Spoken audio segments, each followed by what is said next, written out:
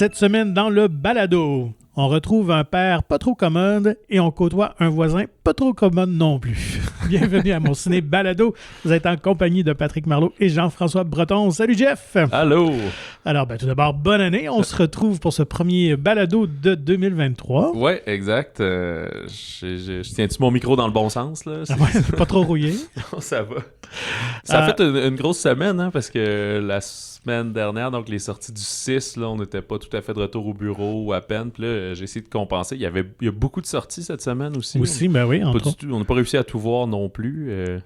Et j'ai découvert aussi que presque tous les films, et même incluant la semaine dernière, traitent de parentalité. On dirait que c'est comme la thématique. Le thématique ces temps-ci, là, du rôle de parent, d'avoir des enfants, de perdre ses enfants, de souhaiter avoir des enfants, de souhaiter être parent, de voir des daddy issues, tout est là-dedans, là. Bon, Voilà. ça fait changement des films de volcans et de tremblements de terre. Voilà. Ouais. Des fois, on en retrouve 3-4 dans la même année. Ben, c'est un thème plus universel que des volcans, là, ça c'est sûr. Bien que c'est une grosse année pour les tueurs à gages quand même. On aura l'occasion d'en reparler. Ouais, mais c'est plus des séries télé. C'est ça, ouais. Donc, quand même, grosse semaine d'actualité. T'avais-tu des petits trucs, toi?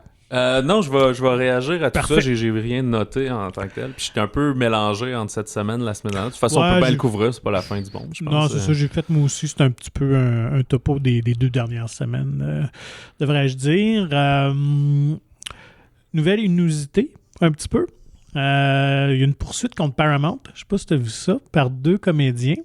Ça me sonne une cloche, rafraîchis-moi à la mémoire. C'est les comédiens de Roméo et Juliette, Olivia Hussey et Leonard Whiting, du Roméo et Juliette de 1968, tourné par Franco Zeffirelli, qui poursuivent Paramount pour 500 millions. Quand même. Alléguant qu'ils étaient exploités sexuellement lors du tournage parce qu'ils étaient mineurs. Whiting avait 17 ans et Hussey 16 ans. Et on les voit brièvement nus dans le film. Whiting pour les fesses et la poitrine de Hussey. Mais c'est très, très furtif. Ouais, mais c'est quand même audacieux de montrer une mineure. Ben oui, en même temps, c'est l'époque qui était quand même assez conservatrice peut-être, mais en même temps, on était très cette mouvance hippie, flower power et tout ça. Là, donc, mais c'est quand même drôle qu'on attend une 50aine d'années plus tard. Et ce qui est ressorti aussi, c'est qu'il y a quelques années, la comédienne Olivia Hussey, elle n'avait pas comme fait un si grand plat que ça, là, quand on en parlait. Mais là, ils allèguent que finalement que ça leur a causé beaucoup de préjudice, puis que ça a nuit leur carrière. Puis, en tout cas, fait que bref. OK, mais oui, c'est vrai que c'est spécial, ça prend autant de temps. Ouais, c'est peut-être ça. Parce que je sais pas si c'est juste opportuniste ou...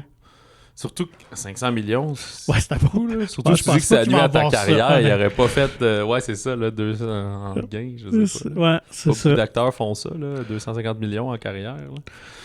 Mais, j'ai l'impression qu'ils cherchent probablement une entente à l'amiable. Là, ils envoient une grosse ligne à l'eau, une couple de millions de Paramount, puis ça va régler la situation. Ouais, ça assure la fin de leur jour, probablement. Il y a, ça me rappelle, en musique, là, le bébé, l'enfant qui avait été choisi pour la pochette de Nevermind, là, qu'on voit son pénis, genre, et tout. Puis il me semble qu'il y a eu une histoire comme ça, là, que lui a longtemps bragué, comme, ben oui, c'est moi, tu veux-tu voir une photo de moi tout nu? Puis c'est la pochette de Nevermind, c'est le bébé qui baigne dans l'eau, qui est avec $1 au bout d'une ligne à pêche. Là.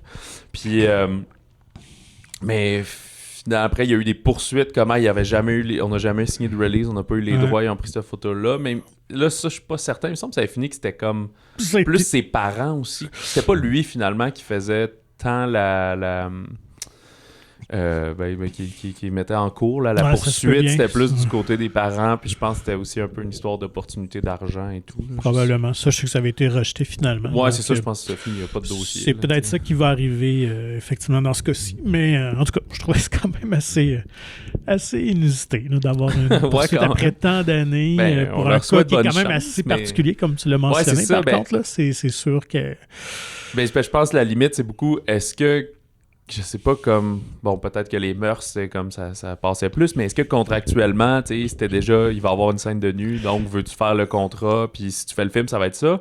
Ou là, ils sortent un peu en disant « Hey, ça m'a gêné toute ma vie, mais t'es pas supposé. » Puis là, c'est le réalisateur qui nous a forcé. Puis si tu le fais pas, tu vas perdre le film, tu vas nous faire perdre de l'argent, voyons, tu sais, blablabla. C'est ce qui allègue plus. Donc, il y avait une entente tacite qu'on ne verrait pas de nudité, mais finalement, Zeffirelli les aurait comme convaincus un peu.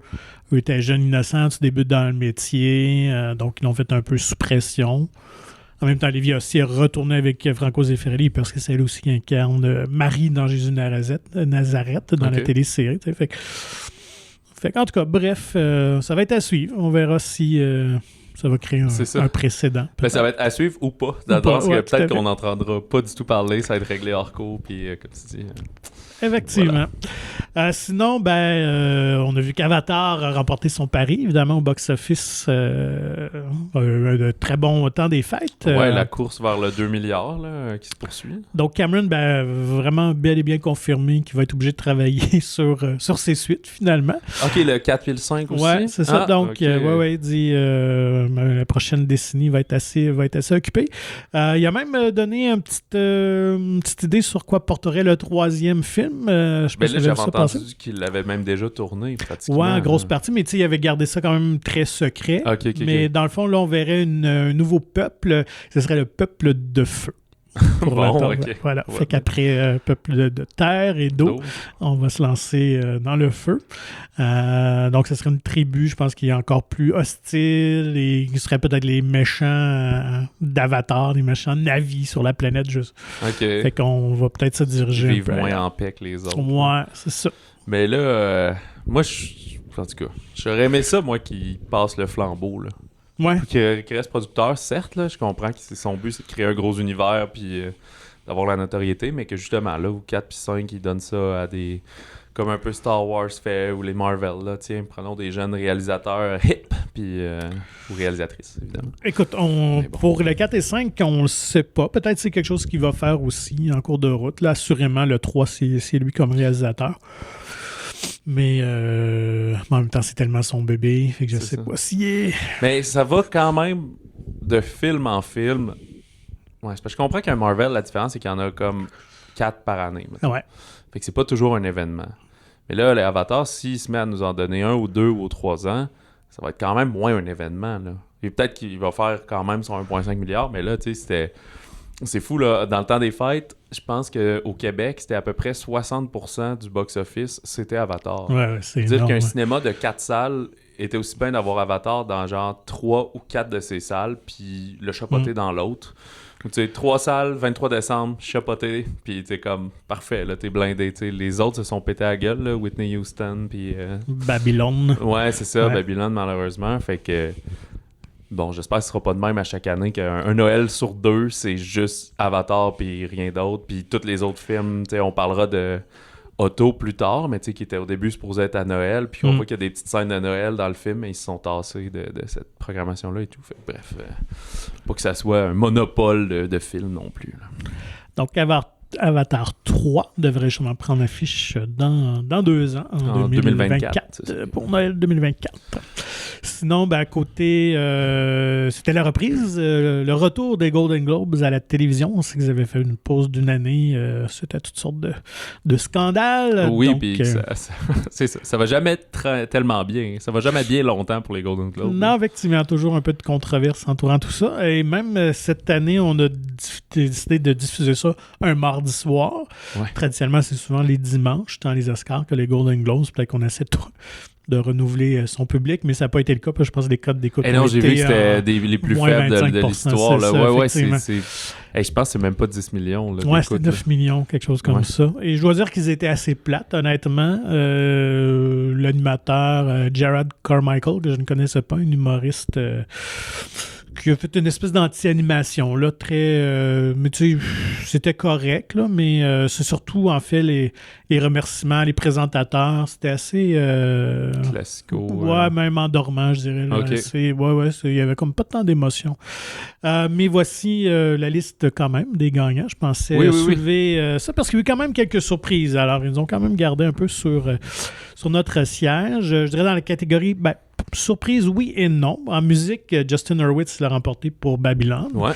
Pas une grande surprise parce que la musique est au cœur du film et tout ça, mais je m'attendais peut-être à ce que John Williams gagne pour The Fabelmans, dernière collaboration avec Spielberg, puis on va ailleurs aussi, on n'est pas dans la musique orchestrale, mais on est dans le piano beaucoup, donc mais finalement c'est Hurwitz qui l'a gagné. Par contre, Spielberg et son Fabelmans ont remporté les grands honneurs comme réalisateur et meilleur film dramatique, donc ça le positionne bien pour les Oscars. Côté comédie, parce qu'on sait que Golden Globes, il y a toujours cette séparation entre film, drame sérieux et comédie, mais souvent, ce n'est même pas des comédies non plus. Ouais, dès qu'il y a une blague dans ton film, tu tombes dans la comédie, justement. Alors, c'est Banshees of Inisherin de Martin Donoghue qui a gagné... c'est pas juste McDonough? McDonough, je me suis trompé. Ouais, c'est ça. Je sais pas pourquoi j'ai sorti. McDonough, excusez-moi. Oui, c'est ça qui est aussi, tu sais, un peu comédie noire, mais c'est drôle que c'est dans musical or comedy. C'est comme, c'est pas feel good movie non plus. Non, vraiment mais pas. Très bon film. D'ailleurs, ça me fait penser, j'ai repensé à mon top 5, l'épisode qu'on a fait un peu tout le temps des fêtes, puis j'étais comme, c'est vrai que j'aurais dû mettre des Banshees là aussi. J'aurais aimé ça qu'il soit dans le 5, puis... OK. Je sais pas, je trouve qu'il y a eu beaucoup de bons films cette année, puis c'était un exercice difficile de mettre juste un top 5, finalement. J'ai pensé à toi lorsqu'il a gagné quand même 3 prix. Colin Farrell, meilleur comédien aussi du côté comédie, entre guillemets. Et McDonough remporte également scénariste. Parmi les autres lauréats, dans les comédiens, Austin Butler, je pense, a causé quand même une certaine surprise pour son Elvis quand même. Qui a battu Brendan Fraser. Fait que ça regarde pas bien pour Fraser, honnêtement. Ouais, mais c'est vrai que Fraser avait dit qu'il boycottait les Golden Globes puis qu'il irait pas, puis tout, puis à un moment donné, ça peut teinter les votants de dire on donnera pas le prix à quelqu'un qui veut pas l'avoir. Ouais, mais je pense qu'il y a un autre truc aussi, là, je me rappelle plus, qu'il n'y a pas une nomination, puis ça avait comme surpris un peu les gens. Mais c'est vrai qu'Elvis, c'est comme un des films un peu oubliés de cette année. Mm-hmm. Parce qu'il y avait de quoi d'excentrique et de très over the top dans tous ces films-là de Baz Luhrmann. Mais oui, je pense qu'Austin Butler était vraiment excellent pour incarner Elvis et tout. Et l'Académie aime ça habituellement, ou en tout cas, les gens de l'industrie, c'est toujours winner. Fait on verra bien si ça va se glisser jusqu'à un Oscar. Kate Blanchett du côté des dames, drame, évidemment pas une grande surprise. Michelle Yeoh, elle, côté comédie. Très content pour elle. Ben oui. Ouais. Et dans les catégories de soutien, Angela Bassett aussi, je pense qu'elle a causé l'autre surprise la soirée pour Black Panther. Ouais, pour Black Panther, c'est comme... Elle a un gros monologue, une grosse tirade à m'amener dans le film et tout, mais... Rien d'exceptionnel non plus, là, fait que, en tout cas, bref. Peut-être qu'on voulait pas les déclics corrects. Et Ke-Huy Quan, donc Everything Everywhere All at Once, qui était justement peut-être un des plus beaux remerciements, là, évidemment très touché. Non, c'était beau parce qu'évidemment, on sait le comédien, c'était lui qui incarnait dans sa jeunesse Short Round de Demi-Lune dans Indiana Jones et dans les Goonies aussi, Data. Et lui, il est obligé d'arrêter de travailler, arrivé début de vingtaine, parce qu'il n'y avait plus de rôle, il n'y avait plus rien. Il faut dire qu'il ne se faisait pas beaucoup de films avec des Asiatiques non plus. Donc, fait que c'est vraiment un retour pour lui. Et donc, il était très touchant. Et Spielberg était dans la salle, évidemment. Alors, il a remercié de lui avoir donné cette première chance lorsqu'il était jeune et tout ça. Donc, je vous invite à aller voir sur YouTube. J'ai vu aussi une photo de lui avec... mais ça devait pas être c'était pas à cet événement-là, parce qu'il y a plein de gars-là, ces temps-ci, avec Brendan Fraser.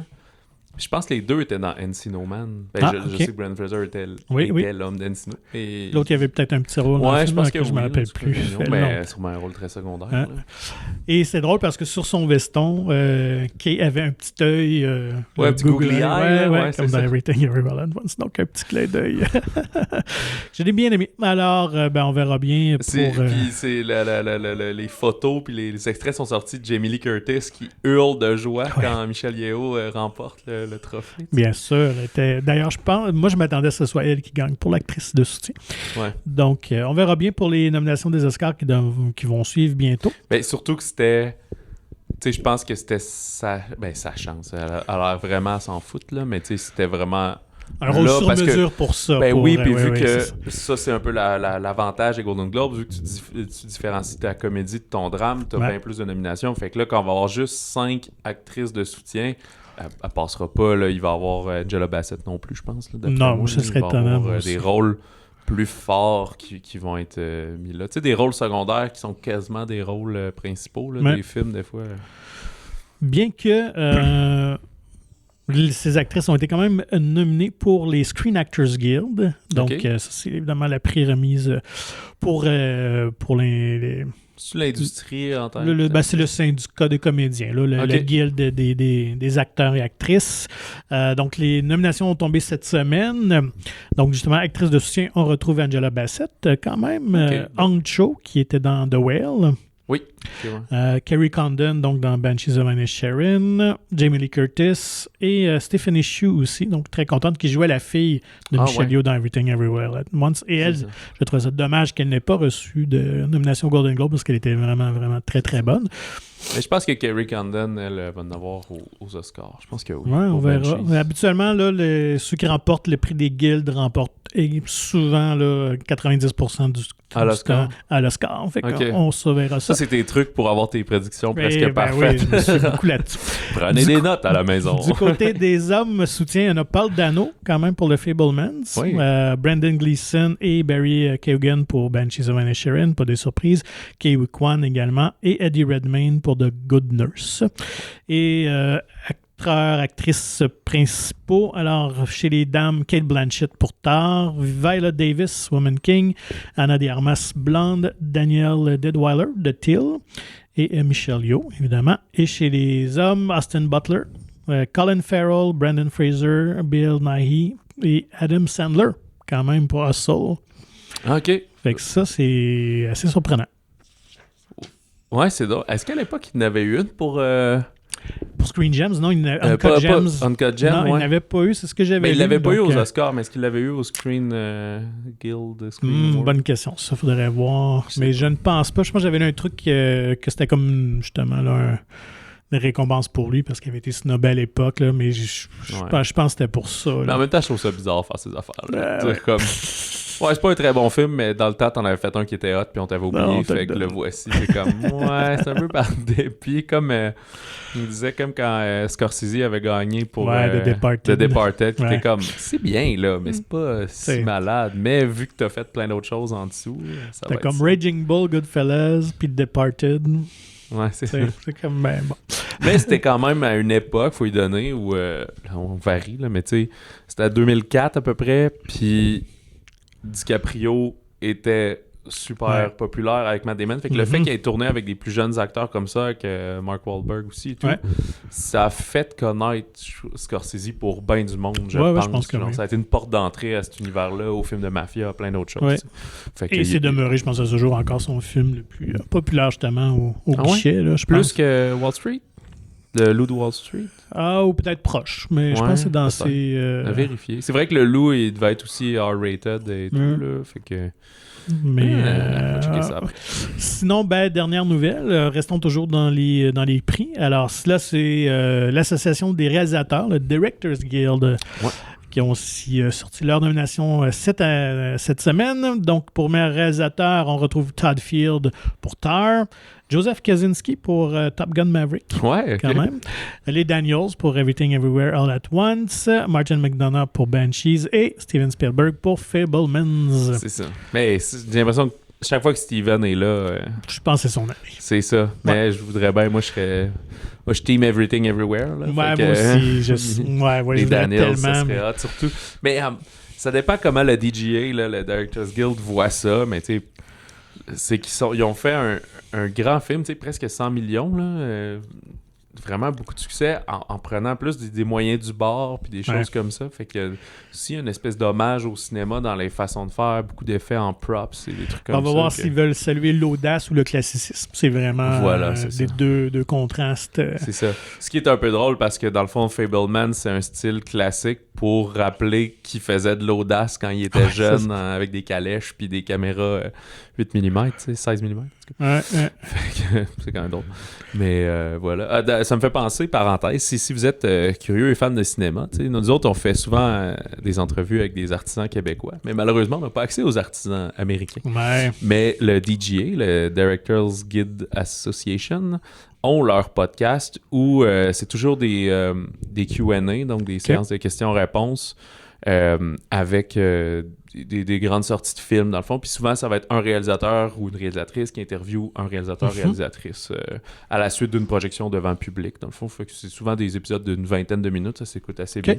Mais là, c'est plein de spoilers. Fait que c'est une fois que tu as vu le film, tu écoutes ça, puis tu vas avoir quelques réponses et tout. Fait que quand même intéressant. Mais ils en font vraiment beaucoup. Là. Fait que, c'est le fun. C'est comme à la guilde, dans le fond, c'est comme le syndicat des réalisateurs, finalement. Là.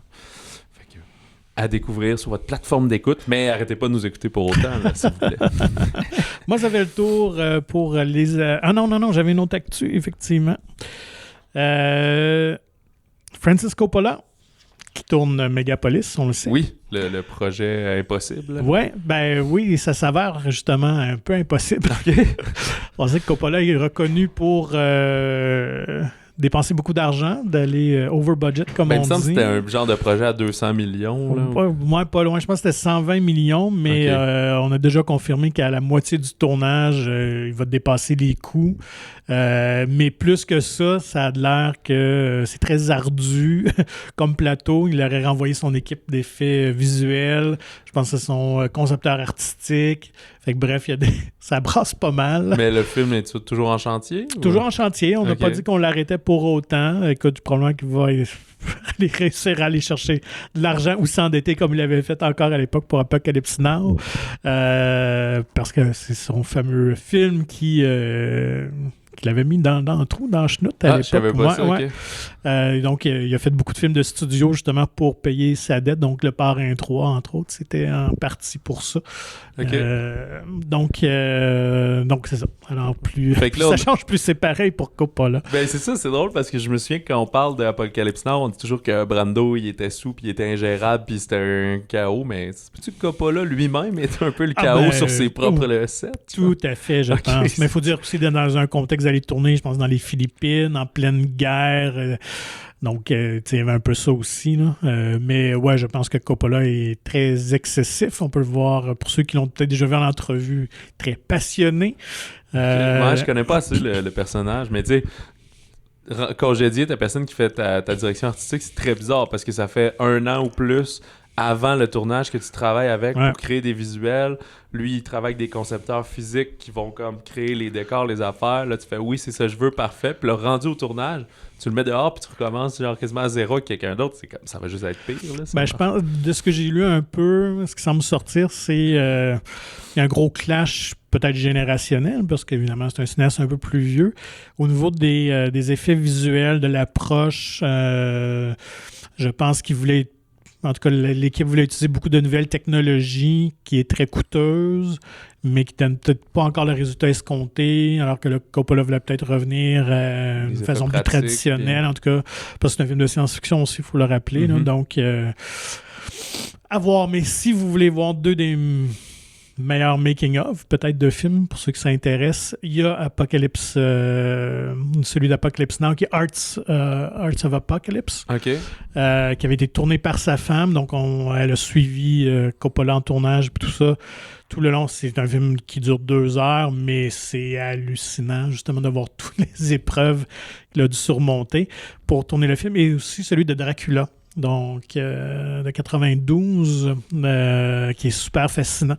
Je pense qu'il a pris, il a amené tous ses comédiens, je ne sais pas en quel endroit, en Angleterre ou en Italie, ou qu'il a tourné, mais pendant 1 mois, faire des répètes. Fait que c'est quelqu'un qui est beaucoup beaucoup dans la dépense, M. Coppola, mais qui est très fascinant à voir. C'est pour ceux qui s'intéressent justement aux productions des films, là, de voir ce chaos-là. Là, il incarne bien. J'en ai un pas pire complètement autre, là, mais on avance là-dessus. Pour le chaos, c'est aussi un documentaire sur le tournage d'un film. C'est sur le film Babylon AD. Là. C'était un film avec Vin Diesel de début 2000. C'est tourné par Mathieu Kassovitz, le français aussi très caractériel. Ouais. Puis c'était un gros tournage de science-fiction aux États-Unis. Puis le documentaire se trouve sur YouTube. Puis ça s'appelle genre Fuck Mathieu Kassovitz, une affaire de même. Là. Puis tu vois comment tout déraille. Puis c'est pas juste parce qu'il est caractériel qu'il crie après tout le monde, ça va pas bien, mais vraiment les choses vont pas bien. Puis c'est un gros tournage, une grosse coprod européenne, États-Unis. Il tourne dans plein de pays d'Europe de l'Est aussi, des choses comme ça. Puis les choses vont pas bien. Là. Il va visiter des... Mais tu comprends aussi un peu mieux quand t'écoutes des docus de même, c'est quoi la job de réalisateur? Là? Ouais, avant, je pensais que c'était vraiment lui qui choisit juste les plans puis des choses comme ça, mais c'est vraiment plus que ça. Faut juste que tu coordonnes tout le monde, juste. Que tu fasses ça. Ouais, c'est ça. En fait, t'es toujours dans la prise de décision. C'est ça. Puis là, tu réalises, OK, là, on tourne là dans 2 semaines. Puis là, dans 3 jours, il arrive à l'endroit, le décor est pas fait, il y a rien de prêt, il y a personne qui travaille, puis ils sont juste comme... Ah, ben, on savait pas trop, fait qu'on attendait. Puis genre, ben, voyons, je vous ai envoyé toutes les infos. Puis, OK, bon, on va le faire, mais là, ça va prendre au moins 1 semaine et demie. Fait que là, il dit, ouais, mais là, je peux pas. Fait que là, il y a plein de moments où il renvoie l'équipe, puis tout. Puis là, à un moment donné aussi, tous les Américains, quand tu dépenses un peu trop d'argent, là, il dit, ben là, la banque arrive, puis c'est vraiment les banquiers qui viennent voir. Il dit, bon, là, vous avez dépensé ça, vous êtes rendu à combien du film, puis des fois, ils take over. Là, on t'enlève, on finit le film. Je m'en fous que ça marche pas, on coupe les scènes, puis il faut. Juste que le film est au cinéma, ça va être pas bon, mais c'est pas grave, on le sait que si on le sort, on va rembourser au moins 75% de ce qu'on a fait, puis ça va être comme ça. C'est juste contrôler un échec. Là. Ça arrive avec les plus grands cinéastes, parce que je l'avais lu pour George Lucas, qui a financé lui-même l'Empire contre-attaque, sa suite à Star Wars. Donc Star Wars, à ce moment-là, qui a quand même un des plus grands succès de l'histoire du cinéma. Il finance The Empire Strikes Back. Je pense que le budget initial était de 25 millions, mais à ce moment-là, il y avait des problèmes économiques, tout ça pour... avec le pétrole, en tout cas, bref, les coûts de production augmentent un peu en Angleterre. Et vraiment, la banque menaçait de terminer, de saisir le film, puis de l'empêcher de le terminer. Là. Donc, il a dû... je pense qu'il avait mis quelque chose en caution. Je pense qu'il redonnait les droits à la Fox. En tout cas, qui sont venus comme lui prêter un 5 millions pour terminer le film. Fait que ça l'a bien gros stressé. Mais tu t'imagines, là, t'es quand même George Lucas qui a fait American Graffiti, un grand succès Star Wars. Puis t'as les banquiers quand même qui stressent puis qui viennent cogner à tes portes puis dire ouais. C'est ça. C'est hallucinant. Je peux juste pas bâcler mon film, s'il vous plaît. Ouais, je sais que ça va marcher. Ben, c'est ça. Fait que non, c'est un monde de fous quand même. Bon, en parlant de monde de fous, il y a eu quelques bandes annonces qui sont sorties dans les dernières semaines. Evil Dead Rise, c'est pas pire ça comme monde de fous. Un nouveau chapitre. Ouais, c'est ça. Puis je me souviens pas si on en parlait justement dans nos films attendus de l'année, mais la bande-annonce n'était pas sortie encore. Puis là, elle est sortie. Ça a l'air assez intense. Même moi, t'as dit j'ai hâte de voir ça. Puis j'étais comme, je sais pas si j'ai envie de le voir. Même la bande-annonce, je la trouve intense. Le monde, ils se font râper des jambes. Puis oui, on mange de la vitre. Puis, ouais, c'est ça. Là. Un take complètement différent. Là, on n'est plus dans la petite cabane dans le bois. Là, on est dans un gratte-ciel, dans un immeuble. En tout cas. Un immeuble à logement à Los Angeles. Fait que ça, déjà là, c'est bienvenu. Je trouve ça le fun qu'on aille ailleurs. Le genre de voir dans cette espèce de continuité-là, est-ce qu'on est plus près de la continuité des films de Sam Raimi ou du remake qu'il y avait eu il y a quelques années, là, peut-être en 2015 dans ces années, dans ce coin-là. Mais bref, on voit qu'une famille, en tout cas une mère va tomber sur le Necronomicon, évidemment, va déclencher l'avenue de démons qui vont s'emparer de l'immeuble. D'elle, en tout cas, c'est ça. Et qui va terrifier ses enfants. Ouais, ça a l'air super glauque. Puis, de l'horreur intense, là, avec du body horror, puis tout. Fait que je pense que ça va être une grosse offrande pour les fans du genre, le 21 avril. C'est un réalisateur que moi je connais pas, Lee Cronin, qui est quand même, je pense qu'il a juste fait un long métrage avant, qui est The Hole in the Ground, que j'avais noté, que je n'ai pas vu, mais apparemment qui est très très bon comme film d'horreur. Donc, je me souviens d'avoir vu passer la bande-annonce à l'époque, en me disant peut-être, mais c'était tellement indie que ça n'a pas sorti ici et tout.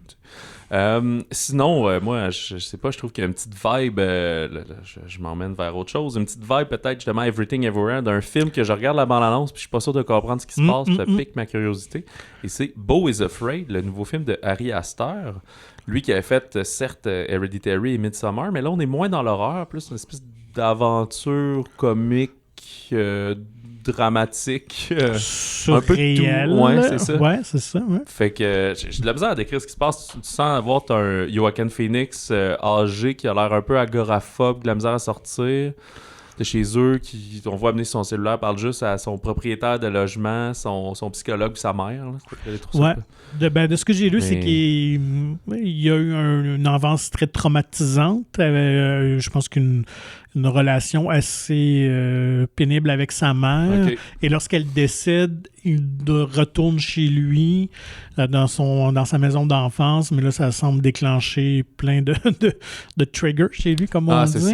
Et il semble revivre des contes ou des histoires peut-être qui se faisaient raconter quand il était jeune parce qu'il pénètre dans différents mondes. Dans la mise en scène, on voit qu'il est comme dans une petite pièce de théâtre pour enfants ou des choses comme ça. Donc, puis je pense qu'il y a aussi beaucoup de aging et de-aging et de maquillage sur le Joaquin Phoenix à différents âges. Ouais. Il y en a un qui est un plus jeune, par exemple, mais je pense qu'ils ont fait un genre de morphing en deux faces. Je sais pas trop. Puis on a vu aussi que ça va durer 3 heures aussi dans ce genre d'autres aventures. Fait que, mais bref. Ça risque d'être le film OVNI de 2023. Là. J'ai bien curieux de voir ça. C'est quand même un cinéaste intéressant à cette heure, donc il ne laisse personne indifférent. Ouais. Ça s'appelait, c'est pour ça que le nom me disait rien, c'est peut-être Disappointment Boulevard à l'origine, le nom du film, puis ils ont changé le titre. Cours de production, chose classique. Ça a été tourné à Saint-Bruno, Saint-Bruno de Montarville, parce que je sais pas si c'est juste le Saint-Bruno normal ou c'est un autre, là. Mais vraiment dans le coin de Montréal. Son directeur photo là, pour tous ses films, c'est d'origine un Polonais, mais qui est arrivé à Montréal à 2 ans, qui a fait ses études à Concordia et tout. Quand même. C'est peut-être pour ça qu'il a dit « Hey, tu veux une petite banlieue? J'en connais une. » Fait que, bref, c'est aussi le 21 avril, même date. Puis voilà. Moi, j'en ai une dernière. Ah, vas-y. Que je sais pas si tu as eu l'occasion de voir. Peut-être, mais j'ai peut-être juste oublié. Ouais, je pense que ça risque peut-être d'être ça. C'est Reinfeld. Ah oui, c'est vrai. Cage et Nicholas Hoult, le duo des Nicholas. Donc, de Chris McKay, qui avait donné le film de Batman Lego. Donc, Cage qui incarne Dracula et Hoult qui est son familier. Reinfeld dans un setting, dans un contemporain, c'est ça. Donc, l'histoire se déroule aujourd'hui. On comprend que Reinfeld semble vivre une crise de conscience. Une relation toxique, finalement. Oui, tout à fait. Fait que je pense qu'on va jouer sur ça. Comédie d'horreur, il faut le spécifier d'avance. Là, on est dans un mélange un peu à la Deadpool, John Wick, dans l'esthétisme très léché, avec beaucoup d'hémoglobine et de mise en scène là, puis je trouve stylisée. On voit aussi ça, une direction photo qui est comme sombre mais très saturée. Là. Les rouges sont vifs, mais c'est quand même très sombre, bleuté, très John Wick justement. Là. Donc ça s'en vient 7 avril. Je pense que c'était 14, en tout cas. Avril. Peut-être ça a changé. Donc dans ce coin-là. Alors, mais ça peut être une curiosité qui va peut-être surprendre. Je pense que oui, juste Nick Cage en Dracula, tu sais, puis il est le personnage secondaire dans le fond. Comme disons, puis un Dracula qui fait très années 70 un peu. Là. Oui, il a l'air... c'est ça. Un peu funky. Considérant qu'il y a genre des millénaires, c'est normal qu'il soit toujours décalé sur l'époque, je pense. Là. Voilà. Fait qu'à suivre, puis je pense dans Balance, on voit beaucoup Hoult qui est comme en séance de thérapie, puis les gens ils pensent t'es dans une relation toxique, mais ils pensent sa blonde ou ses parents, quelque chose, c'est comme non, c'est pas... Un familier, c'est celui qui fait toutes les corvées pour un vampire parce que lui peut sortir le jour, et souvent c'est sous une promesse de devenir vampire à un moment donné, fait qu'il faut qu'il trouve des corps à manger, à sucer, puis des choses comme ça. Bref. On peut s'attaquer aux nouveautés de la semaine, ça va être un bon épisode. Oui. On y va avec le gros morceau en partant. Oui, bien sûr. Alors, A Man Called Otto de Mark Foster. La vie selon Otto au Québec. Mark Foster qui est aussi un homme qui il n'est pas à ses premiers faits d'art, c'est ça qu'on dit? Non, son premier film. Quand on consulte sa filmographie, elle est quand même assez diversifiée. Oui, quand même ça, assez surprenant. James Bond. Ouais, c'est ça. Mais aussi Christopher Robin, puis qui était sur Winnie l'ourson. Là. Finding Neverland, l'auteur de Peter Pan. Donc, il navigue autant bien l'action, le thriller que le drame sentimental. Voilà. Ici, ben, ça met en scène Tom Hanks et si le nom vous dit quelque chose, c'est que c'est un remake. En fait, à la base, c'était un roman d'un Suédois, Fredrik Backman, en 2012 et qui avait été adapté en Suède au cinéma, qui s'appelait A Man Called Ove. En 2015, ça avait représenté la Suède aux Oscars. Là, ça s'était rendu jusqu'à la cérémonie comme film international et maquillage également. Fait que là, ben, ça n'a pas pris de temps. On avait entendu parler que les Américains étaient intéressés par le projet. Fait que voici maintenant, Ovi s'appelle Otto. Alors, c'est ce vieil homme grincheux qui engueule toujours tout son voisinage pour tout parce qu'il faut qu'il respecte les règles de leur petite communauté là, de maisons en rangée en Pennsylvanie. Puis, sa femme est décédée il y a quelques mois, puis il n'y a plus de but dans la vie. Fait que il va tenter de s'enlever la vie. Et à chaque tentative, il est comme dérangé par justement le voisinage et notamment une nouvelle famille qui va s'installer en face de chez eux avec un mari un peu niais, pas très manuel, disons. Ils ont 2 enfants et la femme enceinte hispanophone qui est comme pétillante, là, Marisol, qui va s'immiscer un peu dans sa vie, puis ben... Qui va être le rayon de soleil. Ouais, un bien son peu, ouais, c'est ça, exact. Puis qui va l'aider à retrouver du bon dans la vie, mais au travers qu'on va comprendre aussi pourquoi est-ce que Otto est rendu ce vieil homme grincheux et cynique, peut-être. C'est donc un film qui nous permet de voir le drame un peu derrière chaque humain, là, quand tu penses connaître quelqu'un, mais qui a 70 ans, qu'est-ce qui s'est passé avant dans sa vie? T'sais? Qu'est-ce que tu as pensé du visionnement? Ouais, n'ayant pas vu l'original, mais toi, oui. Ouais. Je pense que l'original est un petit peu plus peut-être cynique ou peut-être moins dans le bon sentiment que ce qu'on nous présente là. Ouais, en plus, je l'ai vu tout frais. Je l'ai écouté pendant la période des fêtes. J'ai fait, ok, je vais en amont, je vais pouvoir jouer au jeu de la comparaison. Puis, dès que j'ai écouté l'original, là, je l'appelais comme ça, là, je me disais, j'ai peur que les Américains l'édulcorent trop. T'sais, je regardais surtout la bande-annonce, parce que la bande-annonce du film suédois, on voit une portion de drame dedans. Dans les images, tu comprends le passé, parce que il y a souvent des flashbacks dans le fond, là, donc avec un Otto ou un Ovi plus jeune, puis qu'on comprend son mariage, comment il a rencontré sa femme, des événements qui sont passés dans leur vie. Puis on montrait un peu de ça dans la bande-annonce déjà pour nous montrer qu'il allait avoir de l'action. Dans la bande-annonce ici, il n'y a pas ça. C'est juste comme des blagues d'un vieux grincheux puis une voisine qui est pas gêné de dire, dans le fond, qu'il a l'air bête. T'sais. Fait que j'étais là, ok, on va tout tasser ça. On l'a laissé, mais je trouve que c'est souvent très appuyé par une grosse musique triste. Quand c'est plus léger, la musique va nous le dire. T'sais. Fait que le film a moins de finesse que l'original. Mais c'est pas un mauvais film pour autant. C'est peut-être toi qui étais vierge de cette histoire. Ouais, c'est ça. Non, j'ai trouvé quand même c'est une histoire qui est intéressante, très bien jouée. Là, on doit dire que Tom Hanks, c'est vraiment, moi j'ai trouvé vraiment efficace dans ce rôle. Surtout, justement, Marisol Mariana Trevino, que j'ai vraiment trouvé très charismatique, très chaleureuse à l'écran, vraiment pétillante. Je pense que quand les deux sont à l'écran, en même temps, elles volent le spotlight. Là, oui. C'est ça. Son personnage est plus fort que lui. Oui, mais il faut dire qu'Hanks aussi le joue très effacé. Oui, un homme petit de peu de mots. Ça, et effectivement. Tout, là, donc, je pense que si vous aimez un drame, je ne dirais pas sentimental. C'est un feel-good à sa manière. C'est ça, quand même, oui. Je pense que vous ne serez pas déçus. C'est très bien fait, mais peut-être qu'un petit peu trop d'enrobage à mon goût. Mais là, ça vient plus une question personnelle. Là. Moi, j'aime plus l'humour un peu noir, fait que je serais peut-être plus allé dans cette zone-là. Ouais. Mais tu sais, c'est quand même un homme qui va essayer de se suicider à 3-4 reprises de manière différente et tout. Là. Fait que c'est quand même une côté général. Là. C'est pour tout le monde, mais il faut savoir que c'est quelque chose qui arrive dans la vie. Là, Fait que peut-être que, je sais pas, là, avec vos enfants de 7 ans, ils vont peut-être se poser des questions là-dessus. Ouais, mais en fait, je pense qu'ils trouveraient ça plate comme film. Oui, effectivement. C'est sûr que ça demeure, je pense, un film quand même plus pour adultes. Pour adultes, oui, c'est ça. Là, donc, puis, c'est ça qui est spécial, c'est que là, le film se déroule sur plusieurs mois. Fait qu'on voit de la neige de l'été, les saisons qui passent à quelques reprises. T'sais. Puis... mais ça finit sur une thématique assez noëlée, là, au générique et tout, avec des dessins. Puis j'étais comme, c'est vrai, il était supposé sortir au départ, là, 21 décembre, une affaire de même. Puis là, je sais pas, on met tout sur le dos d'Avatar, là. Finalement, Sony ont comme tassé. Parce que c'est vrai que Sony avait déjà aussi Whitney Houston qui sortait. Fait que là, ils ont peut-être dit, finalement, on va le mettre après, mais c'est bizarre parce que dans le film, il n'y a pas Noël, mais au générique, c'est Noël. Ouais, Tu sens que d'après moi, c'était vraiment fait. C'est ça.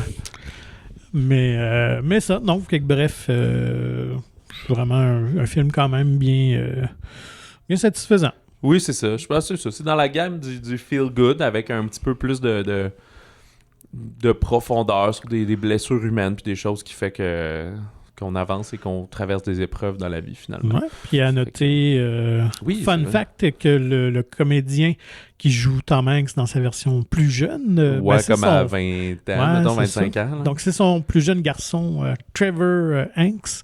C'est Truman. Truman, oui, c'est Truman, ouais. Donc, il ressemble quand même plus ou moins, je trouvais. Là, mais... ouais, c'est ça. Moi aussi, mais bon. C'est pas méconnaissable, là, mais je trouvais ça plus intéressant comme jeu que s'il avait juste fait plein de de-aging. Là. Ouais. Il y a une petite scène où ils en font un peu là, quand ils veulent le mettre à genre 45-50 ans. Là. Puis là, je suis comme, oh, ok, pas trop longtemps. Mais ouais, je pense que c'est plus pour la faire. C'est drôle, surtout que son plus vieux fils, Colin, lui, est acteur. On l'a vu dans plusieurs films et tout. Mais Truman, non, d'habitude, il travaille derrière la caméra. Il est comme assistant, pas assistant réalisateur, mais genre assistant caméra, assistant directeur photo, des choses comme ça, là, dans le monde du cinéma, mais low-key, là, pas mal. Là, fait que c'est son seul, je pense, crédit comme comédien et tout. Puis c'est un rôle parlé également. Là, ouais, quand même, ouais. Là, ça tient la route, là. Ben, tu sais, comme il joue le rôle d'un homme de peu de mots, ça va. Mais quoi, tu sais, il faut que tu aies ton émotion un peu dans ton regard et tout, là, j'imagine. Je sais pas si c'est son, tu sais, s'il prend des cours avec son père ou c'est l'inverse de comme, non, fous-moi la paix, j'aime mieux apprendre de quelqu'un d'autre que...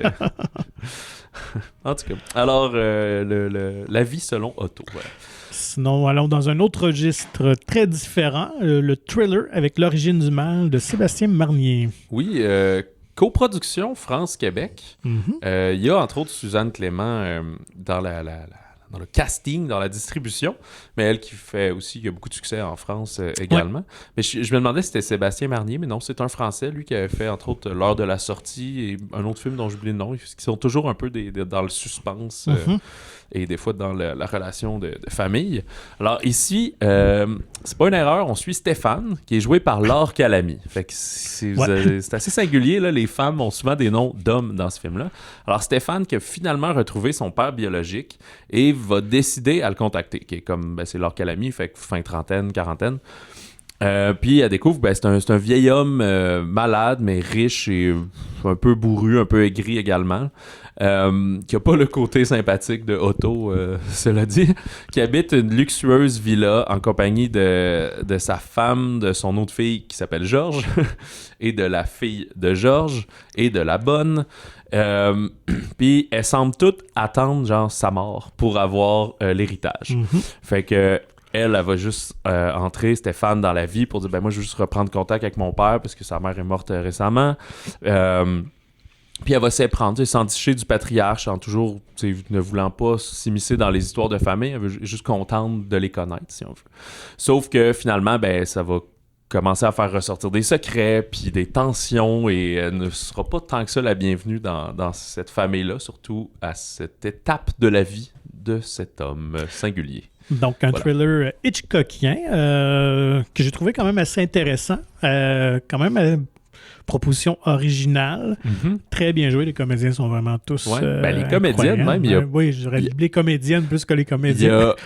Un homme. Ouais, c'est ça. Presque, elle parle de policier à la fin. Exact, c'est ça. Ouais. Puis il y a des fois des scènes où tu les vois de loin, mais souvent, il va y avoir un plan large. Si on voit 30 personnes, on voit qu'il y a des hommes. Puis là, il y a un plan plus serré où on voit, mettons, deux comédiennes principales, puis 4 autres en fond. Là, ça va être juste des femmes. C'est vraiment intéressant, je trouve, dans cette présentation-là. Puis j'ai pas trouvé le sens de ça encore.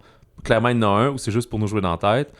Tu sais, le fait qu'il y ait des noms de garçons, il l'explique à Mané, c'est que lui, il voulait avoir des garçons, fait qu'il les a nommés avec des noms de gars. Mais tu sais, ça change rien, c'est juste bizarre, là. Stéphane puis Georges. Mais... Donc oui, les comédiennes sont très bonnes. Laure Calamy... Qui est vraiment époustouflante, passe dans tous les registres et gammes de jeux. Suzanne Clément, très efficace aussi. Qui joue la conjointe du personnage de Laure Calamy. Très intense, très bonne dans ce rôle-là, assez unique. Oui. Et Dominique Blanc qui joue la matriarche, une femme riche qui aime dépenser l'argent de son mari. Pour le elle joue faire très chier, bien. ouais, C'est ça. Donc, Jacques Weber, moi je le replaçais pas, là, j'ai pas vu tant de films. C'est lui qui fait le vieux monsieur. Là, j'imagine qu'il doit avoir une solide filmographie. Là. J'avais lu, t'as dit Hitchcock, j'avais lu aussi Brian De Palma là, qui faisait aussi des suspenses de ce genre-là. C'est un récit vraiment que c'est sûr que si tu essaies de deviner ce qui se passe avant que ça arrive, ça se peut que tu le devines. Mais si tu te laisses porter par le flow, il y a plusieurs revirements aussi. C'est ça que je trouve intéressant. C'est pas juste un film où ça dure quoi, 2 heures, 1h50, je me souviens plus. Là. Mais c'est pas juste à 10 minutes de la fin, il y a un twist, puis deal with it. T'sais. C'est comme il y en a plusieurs au fil du récit. C'est ça qui est intéressant. Je trouve qu'il y a aussi une très bonne inventivité dans la mise en scène. Il y a beaucoup de split screen, mais pas style draft day, là, où c'est pas nécessairement pour un dynamisme, on dirait que c'est plus pour une question pratique. Par exemple, il y a un dîner, un souper autour de la table, ben, au lieu d'avoir toujours des champs contre champs puis de bouger la caméra, des choses comme ça, ben, il met une caméra sur chaque protagoniste, puis il scène l'écran en 4. Puis tu comprends que c'est la scène continue, parce que des fois, ils se lèvent puis ils vont un peu interagir dans le cadre de l'autre personne. Mais ça vient rythmer à sa façon, le récit. Puis vers la fin du film aussi, là, on divise en deux entre certaines personnes puis tout. Fait que tu sais, c'est vraiment un film aussi, je trouve, qui aide dans une histoire qui, au final, on peut faire « c'est ça qui est arrivé, date, mais tu peux en discuter beaucoup sur les petits moments hors caméra, qu'est-ce qui a pu se passer, et dans l'inventivité, dans des codes, peut-être des messages cachés qu'il y aurait dans le film. Je trouve ça vraiment bien pour ça. Je ne sais pas si ça va passer à l'histoire, mais il y a quand même vraiment des bonnes performances là-dedans et tout. J'aime bien ça. Et surtout, c'est un suspense français. On en voit, il y en a quelques-uns ces temps-ci, mais on est habitué plus à la sauce américaine. Puis c'est pas non plus un suspense policier. On suit juste un peu de drame de mœurs, là, des familles et leurs problèmes et tout, et leurs cachotteries. Fait que voilà pour l'origine du mal. Petites anecdotes vas-y, le film. Oui, parce que je trouvais ça quand même intéressant en lisant que Sébastien Marnier s'est inspiré en fait de l'histoire de sa mère un peu pour le film. OK. Ce qui est quand même assez rigolo parce que sa mère, qui était une communiste dévouée, a retrouvé son père à 60 ans qui est un riche banquier. OK. Et pour lui, ça l'a vraiment déstabilisé de voir que sa mère et son père se sont vraiment bien entendus dès le départ, puis ils étaient contents. Donc, ça n'a pas mal terminé entre eux, mais lui, ça l'a juste vraiment confronté ses valeurs. Parce qu'il a été vraiment élevé un strict communiste, il ne devait même pas parler à des gens de droite et tout ça lorsqu'il était enfant. Ah ouais, OK. Donc, c'est assez particulier quand même. Ouais, pas juste... Et de la gauche, là, il était communiste. Oui, vraiment militant, anticapitalisme, donc tout ça. Et la villa qu'on voit dans le film, qui est un personnage en soi, on doit le dire quand même. Oui, une espèce de grand manoir qui n'a pas de bon sens avec des pièces surchargées. Là, lui, il avait déjà visité. Donc, il la connaissait et lorsqu'il était en période d'écriture, il repensait cette villa-là. Finalement, il a eu l'occasion de pouvoir la prendre pour le film. Donc, il avait retravaillé son scénario en fonction, finalement, des pièces et des lieux même là, de la villa. Puis, justement, qui est très spacieuse. Alors, pour lui, c'était parfait. Il mentionnait là, en entrevue qu'il pouvait mettre la caméra partout et tout ça. Donc, c'était super intéressant. Donc, il n'y a rien qui a été recréé en studio. Tout a vraiment été tourné sur place. Et pour meubler le film, pour ceux qui vont le voir, vous allez voir que le personnage joué par Dominique Blanc est une acheteuse compulsive. Oui. Donc, c'est surchargé. Alors, ils ont rempli la maison de plus de 3000 objets pour décorer le manoir, finalement. Oui, c'est ça. Ben oui. Puis, j'oubliais, une des parties de la coproduction, c'est la musique, en fait. Oui. Musique qui est faite par Pierre Lapointe. Pierre Lapointe et Philippe Brault. Les deux ensemble. Quand même. Puis, il me semble les deux gars, mes deux chums, ils avaient fait aussi ensemble la musique d'un film québécois l'an dernier. J'ai oublié, mais je suis pas mal sûr c'est leur deuxième collaboration. Okay. Mais là, Philippe Brault, lui, c'est une machine de musique de film. Là. C'est lui d'ailleurs qui avait gagné, il me semble, l'Iris l'an dernier. Je sais plus si c'était pour Les Oiseaux Yves ou autre chose. Mais... Ou La Hacheuse de temps, je me rappelle plus. En tout cas, mais bref. Non, La Hacheuse, c'était Fred Pellerin. C'était Fred Pellerin qui a fait la musique, ok. Mais bref, puis elle est super bonne la musique, je trouve, pour le genre et tout. Là, suspense, mais... Une musique un peu insidieuse, là, assez légère, mais qui rentre puis qui fait monter une tension dans tout ça. Avais-tu autre chose pour non, ça? Okay. C'est bon. J'ai... Il y a également Les Bonnes Étoiles, Broker, une comédie dramatique de Hirokazu Korida, puis qui est un japonais. Puis là, ça, je m'en excuse, là. Des fois, c'est écrit Hirokazu Korida, puis des fois, c'est écrit Korida Hirokazu. Fait que je pense que le prononce à l'envers. C'est ça, je sais pas lequel finalement est le prénom, le nom de famille. Mais écoutez, c'est la même personne. C'est un réalisateur émérite, en fait, qui fait souvent des drames dans la famille puis la parentalité. Là, justement, je disais que ça allait être un des thèmes de la semaine. Il avait fait Tel père, tel fils et surtout Shoplifters, une affaire de famille qui avait gagné la Palme d'Or en 2018. Mais cette fois-ci, c'est un Japonais, a toujours fait ses films au Japon, mais là, il est allé en Corée du Sud faire son film parce qu'il voulait tourner avec Song Kang-ho, un excellent acteur qui a d'ailleurs remporté au dernier Cannes, alors que ce film-ci, Broker, était présenté. La palme du meilleur acteur, c'est lui qui avait joué entre autres dans Parasite et dans plein de films de Bong Joon-ho, là, de Oz puis Snowpiercer, et il a sa carrière en Corée évidemment, là, il n'a pas joué tant que ça aux États-Unis, là. Très peu en fait, peut-être juste Snowpiercer. C'est deux hommes qui sont devenus courtiers d'enfants orphelins. Fait qu'ils contournent la bureaucratie, puis dans le fond, ils font de la bureaucratie qui offre l'adoption légale, puis eux, ils font de l'adoption illégale, mais tu sais, c'est sûr que c'est considéré comme du trafic humain, mais c'est pas du trafic humain pour de la prostitution ou des organes ou des affaires, c'est juste qu'ils vont aller voir, ils prennent des bébés que les gens abandonnent à l'église, puis après, ils vont aller les vendre à des gens riches qui ont pas envie de rentrer tout dans le processus législatif et tout. Mais il s'assure quand même sur des bonnes familles et tout. Sauf que là, la jeune mère qui abandonne l'enfant, finalement, juste au moment où elle veut le récupérer, ben, ils vont comme travailler ensemble parce qu'il va dire, ben regarde, elle veut pas l'enfant, mais elle veut pas qu'il le vende. Sauf qu'elle dit, ben regarde, on peut se faire genre 10 millions de leur monnaie. Fait qu'elle dit, ok, ben si on split ça, ouais, ce serait peut-être correct. Fait que ça se transforme en road movie où ils vont essayer de trouver la famille, ben pas nécessairement idéale, mais une famille qui fit bien. Puis eux, ils veulent pas se faire pogner non plus, pas se faire coincer, sachant que c'est illégal. Et ce qu'on réalise, c'est qu'il y a également 2 policières qui les ont en filature depuis le début, mais que pour pouvoir les arrêter, ils doivent les prendre sur le fait. Fait que c'est vraiment au moment de la transaction que ça doit se passer. Fait que c'est pour ça que tout ça s'ajoute dans ce road movie en Corée. Et je pense que j'ai oublié de te le dire, mais j'ai vu le film. Là, c'est ça, j'ai eu un lien de visionnement, mais j'ai vu genre mercredi soir. Là, fait que, je l'ai écouté tardivement, puis bref. En tout cas, l'histoire est assez originale, quand même. Oui, c'est ça. J'ai bien aimé ça. Je dirais qu'il y a quand même... Tu sais, ça dure 2h10. Là. Il y a un petit peu de longueur dans le film. C'est peut-être le classique aussi d'un road movie, là, que tu vois des paysages, tu contentes, t'es comme au rythme de ton déplacement, tu sais. Puis, ça fait que ça va te former une espèce de famille hétéroclite, là, parce que là, t'as les 2 hommes, mais tu sais, qui sont juste des amis. Il y en a un plus âgé que l'autre. Il y a la jeune femme de genre 19 ans, plus le bébé. Puis, il va se greffer éventuellement un autre enfant, tout ça, qui voyagent ensemble. Fait qu'ils ont l'air d'être comme une famille, mais c'est pas du tout une famille, mais ils sont pas dysfonctionnels, mais là, chacun va révéler aussi un peu, tu sais, son passé, ses secrets, pourquoi ils sont là, ils sont conscients que c'est illégal ce qu'ils font, mais eux, ils voient pas ça comme mal non plus.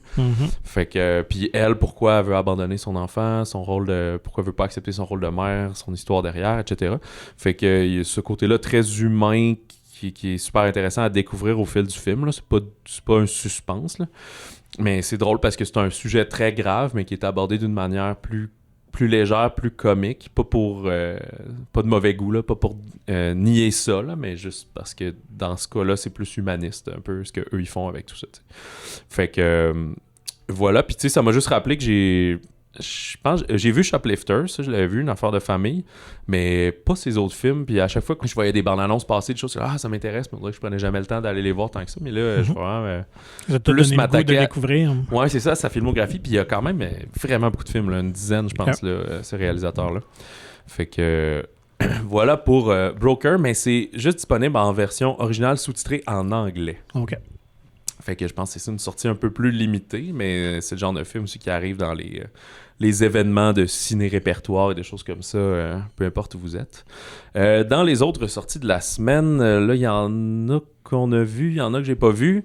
Le drame Saint-Omer de Alice Diop, que malheureusement on n'a pas eu le temps de voir, qui est une auteure parisienne qui assiste au procès d'une jeune mère qui a tué son enfant. Et dans l'intention d'en faire le sujet de son prochain livre, sauf qu'elle va se retrouver un peu absorbée dans...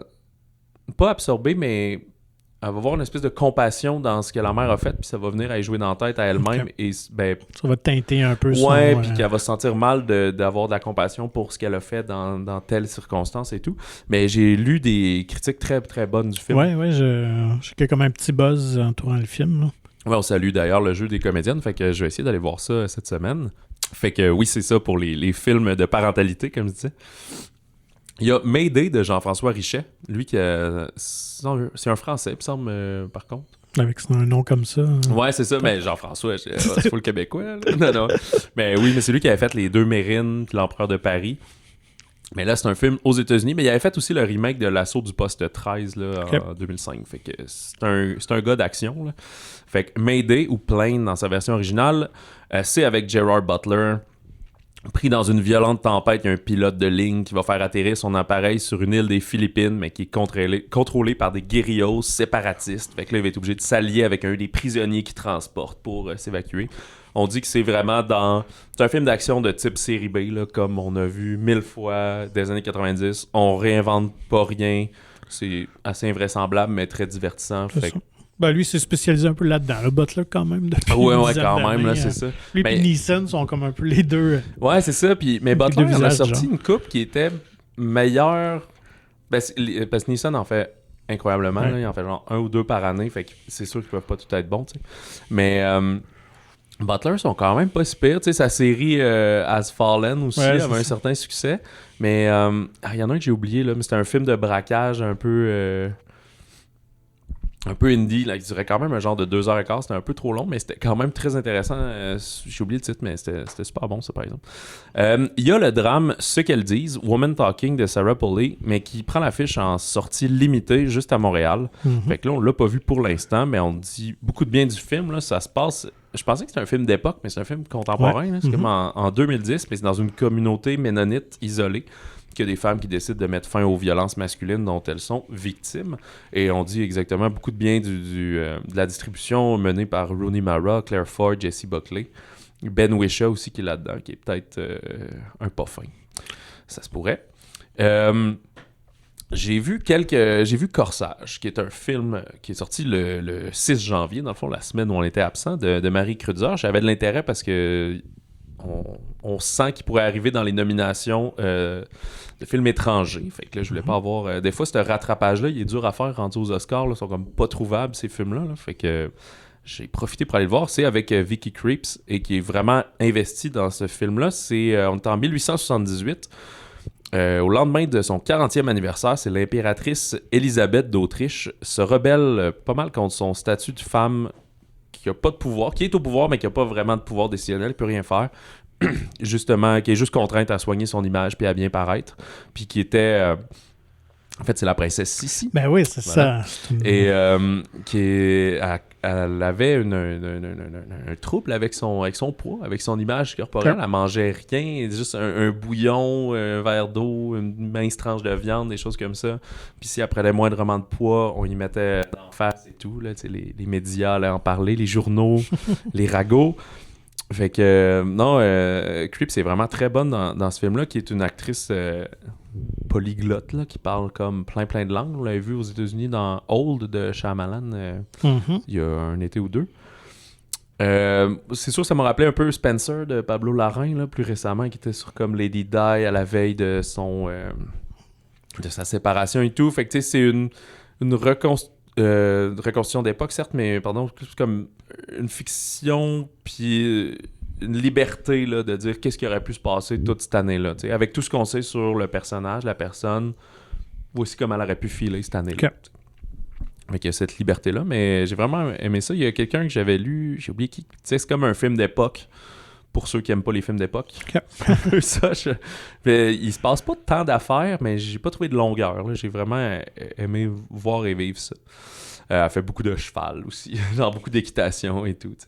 Puis elle s'évanouit. Puis des fois, elle fait semblant de s'évanouir et tout parce qu'elle mangeait rien. Il y a... ça sort en très limité, puis j'espère qu'on va pouvoir le voir. Et c'est toi qui m'as parlé de ça il y a 2 jours, et depuis, j'en entends parler par tout le monde à tous les jours. Ouais. C'est un drame d'horreur canadien, en plus.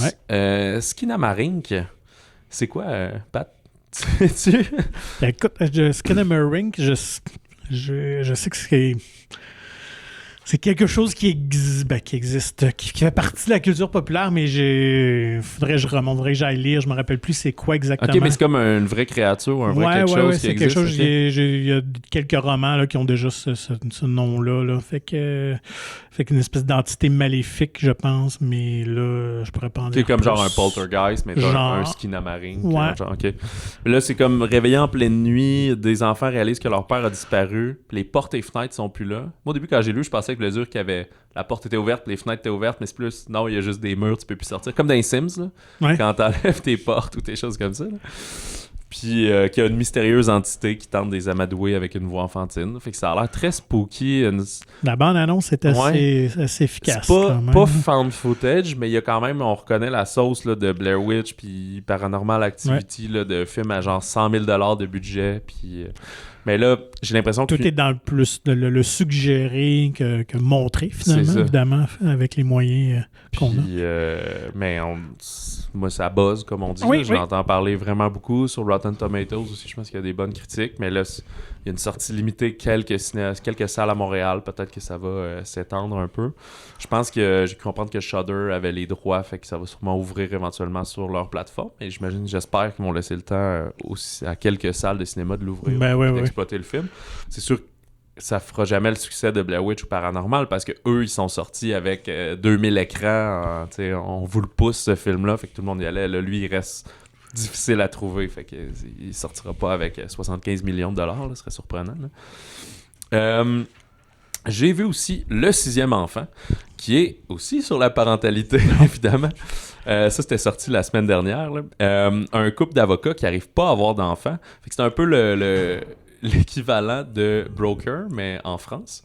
Fait que c'est un couple d'avocats qui n'arrivent pas à avoir d'enfants, qui trouvent ça trop fastidieux, le système légal d'adoption. En fait, pour raison expliquée dans le film, ils sont pas capables non plus de passer là-dedans.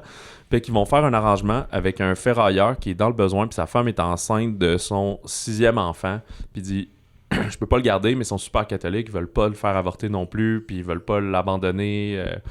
Fait qu'il dit « Gars, vous pourriez...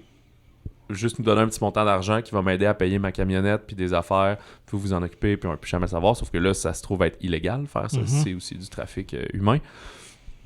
Fait qu'il y a vraiment une belle discussion sur comme la moralité, puis au-delà de ce que tous les protagonistes choisissent de faire, nous autres, on peut aussi, à la sortie du film, se dire hey, qu'est-ce que je ferais dans cette question-là, c'est très philosophique et tout, c'est mal, mais c'est pas mal en même temps. Ils ont comme un enfant de trop, ils veulent le mettre à la vie. Eux, désirent vraiment avoir un enfant. Évidemment, on va comprendre que le couple sans enfant, qui est joué par Sarah Giraudot et Benjamin Laverne, commence à avoir des tensions parce que ça fait 7-8 ans qu'ils essayent, qu'il y a des fausses couches, qu'il n'y a rien qui passe. Ben là, il y en a une... elle veut vraiment un enfant. Lui, tu comprends qu'il est comme en paix avec l'idée peut-être de pas en avoir. Fait que là, toute cette idée-là d'être dans l'illégalité ajoute beaucoup de pression sur leur couple. Puis ça dure genre 1h30, c'est super efficace. Il se passe comme tout le temps quelque chose. C'est comme un drame, mais ça devient presque un suspense par moment.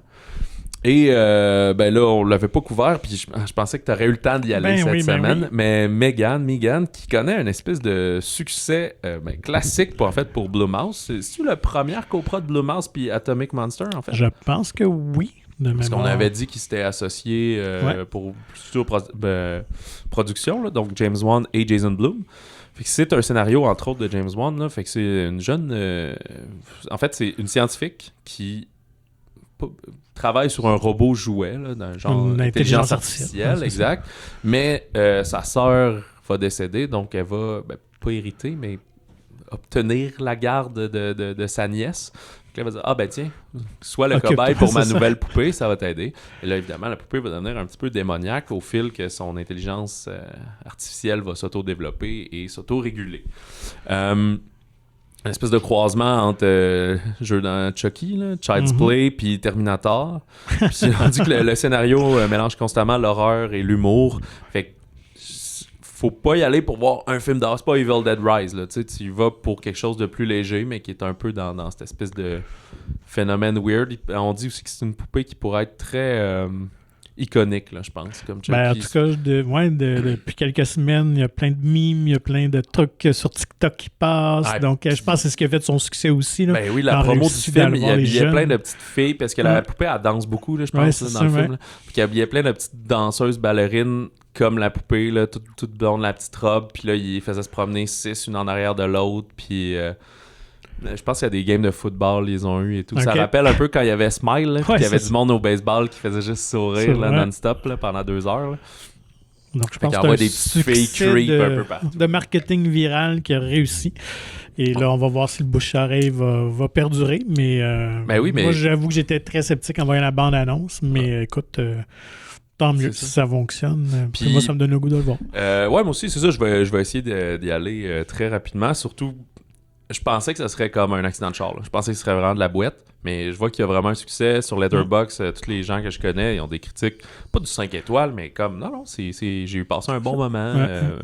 C'était aussi bien envoyé. Je pense que ça dure 1h40, quelque chose comme ça. Là, on niaise pas trop. Puis c'est un film qui a coûté 12 millions. Puis là, après une semaine, il a passé 50. Là, il était à 52, 53 millions.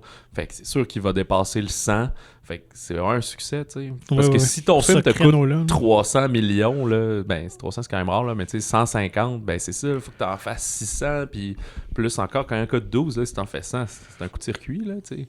Vraiment. Fait que la stratégie de Bloom et Wan est vraiment cool, tu sais, pour ça. Fait que, puis, ben, c'est un autre film sur la parentalité, finalement, puisqu'elle se ramasse avec un enfant suite au décès de sa sœur et tout, puis je dis, c'est juste ça.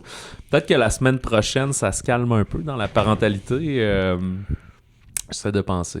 Il y a Missing, entre autres, qui va être l'espèce de suite officieuse à Searching. Là. Dans le fond, on garde le même concept. Là. Ça se passe beaucoup derrière un ordinateur. On voit l'écran, la personne qui, dans ce cas-ci, c'est une fille qui va rechercher sa mère. Elle est partie en voyage. Elle n'est jamais revenue. Fait qu'elle essaie de comprendre ce qui s'est passé alors que la police fait son enquête trop lentement pour elle. Bien curieux de voir ça. Moi, honnêtement, j'avais bien aimé Missing. Je dirais que c'est un bon... Le premier, c'est Searching. Là, c'est Missing. C'est ça. Donc, je trouvais que c'est un bon petit thriller bien efficace, bien monté. Là, oui, puis c'est aussi un film qui doit coûter comme 8 millions à faire. Fait que c'est parfait. Là. Fait que, oui, on est un peu dans cette période-là de l'année. On dirait que c'est soit des gros films... ben, tu sais, soit ceux qui ont eu des sorties limitées, là, un peu comme Elles disent, là, Woman Talking, tu sais, ce qu'elles disent...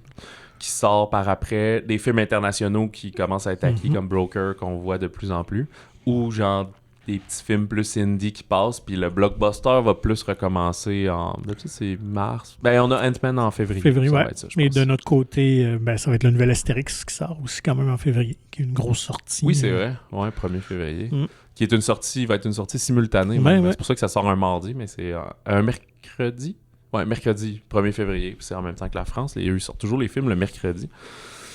Puis, ben voilà. Fait que ça conclut ce long épisode de notre retour, le premier épisode de 2023 pour mon ciné balado. La semaine prochaine, ben voilà, on continuera et peut-être qu'on aura vu Mégane d'ici là. Écrivez-nous au balado au singulier @monciné.ca et nous vous invitons à vous procurer gratuitement le magazine Mon Ciné qui est disponible en version numérique ou physique dans plusieurs des cinémas de la province, dans votre cinéma favori, j'espère. Qui est, d'ailleurs, c'est Catherine Brunet en couverture. Et on a su que Faradar va sortir le 21 avril, finalement.